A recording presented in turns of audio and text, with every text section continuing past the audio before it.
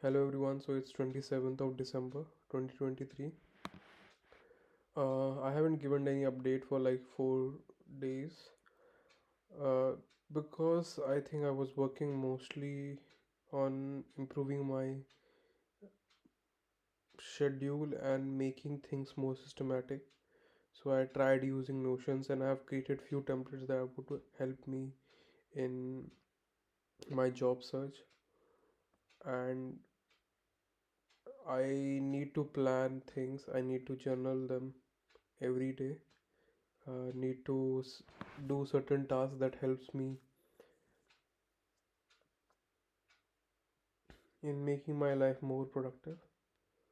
So yeah, that's all for today. Anything else I'll update you. So there are few things that I'm working on, and if that pans out good, it would be a great step like for me.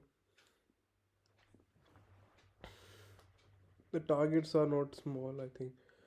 I'm working really hard to make thing work according to myself. So let's hope for the best. Let's hope I get what I want, and I'll work as hard as I could. Bye, guys.